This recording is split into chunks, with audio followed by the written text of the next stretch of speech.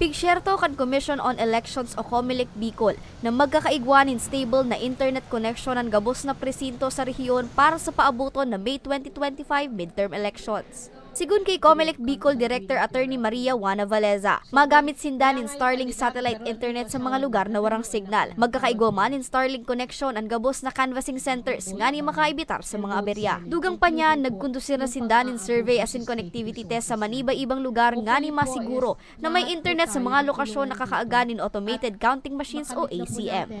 Ang masisiguro ko lang sa inyo is during the canvassing, yung canvassing centers natin, kahit may internet connectivity na yan, para lang makasiguro na hindi papalya na walang internet connectivity dyan, magsiset up pa rin tayo dyan ng Starlink. So we're talking of 114 municipalities and cities in Region 5 na merong internet connectivity at merong backup pa na Starlink. Apisa sa internet connection, pigtututukan man kan COMELEC Bicol ang supply din kuryente sa Pirilian. Sigun sa direktor, padagos ang sa indang pakikipagkoordinar sa mga electric cooperative sa rehiyon, nga ni masigurong magkakaigwanin maray na supply sa mismong aldaw kan pagboto. Katuwang ang National Grid of the Philippines igwanang pigbabang kasuguan sa electric cooperatives na siguraduho na may kuryente antes asin pagkatapos kan canvassing sa aldaw kan Pirilian. Lahat po na probinsya natin may technical hub.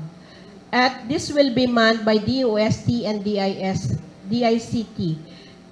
Mag-ano tayo doon during the FTS and during election day, naka-up po on serviceable po ang technical hub natin to address all technical issues relating to ACM.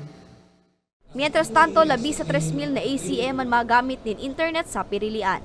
Para sa mga baretang Tatak Bicol, Angeline Dagta.